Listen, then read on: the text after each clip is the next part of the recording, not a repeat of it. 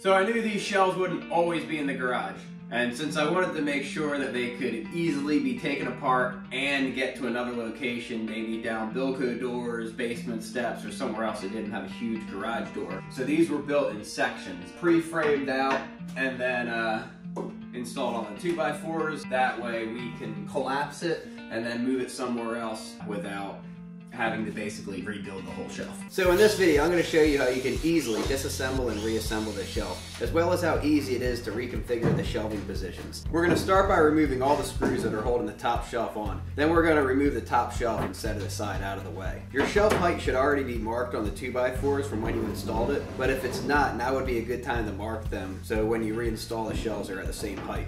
Next, we're going to put these 6-inch spring clamps underneath the lowest hanging shelf. Then we're going to unscrew that one. After that, we're able to remove the clamps and we can easily drop the shelf down to the bottom. For the next shelf, we're going to do the same thing. We're putting the clamps underneath it, then we're going to unscrew that one as well. After we're done removing all the screws out of the shelf, we can now remove the spring clamps from underneath the shelf. Then we can easily drop this one to the bottom, just like the other one. Now we're going to remove the screws out of the bottom shelf so we can remove the upright 2x4s that were holding these shelves up. I don't show it here in the video, but you're going to want to take a pencil and mark the inside of each of the 2x4s. You'll also want to mark which is the front, rear, right, and left. That way everything will line up when you put it back together. To reassemble the shelving, we're just going to reverse the process by putting the 2x4 uprights back through the shelves. You're going to want to check your markings on the 2x4s to make sure they're going in the same way they were originally installed. Now we're just going to screw it back in using the same holes the screws came out of. We're going to use the clamps again to get the shelf lifted back up in this video, but you could also just put the clamps on and do the same style as my original video by setting all the shelves aside and lifting each one up and dropping them in from the top. Now we're just going to screw it back in.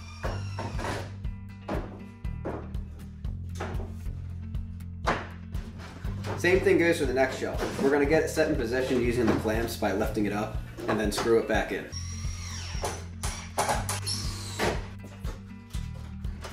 Now it's time to put the top shelf back on. This shelf isn't notched in the corner, so it just rests on top once you have it properly placed and all the way in.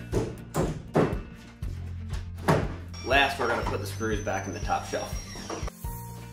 Here's another popular way to do it. And if that doesn't work for you, you can always just unscrew the bottom shelf and drop it down. Then you'll have a really tall space on that bottom shelf. Or if you like the original setup, you could just drop these two shelves down and put them how we originally had it. So since these are so big, bulky, and heavy, I put casters on the bottom of these. That way, you can easily move them pretty much with ease. They make quite a few different casters that you can use.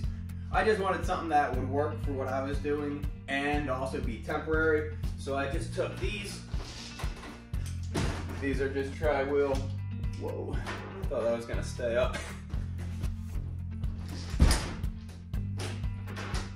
I just laid them underneath there, and the same with the ones with the 2x4s. They're just sitting right on them.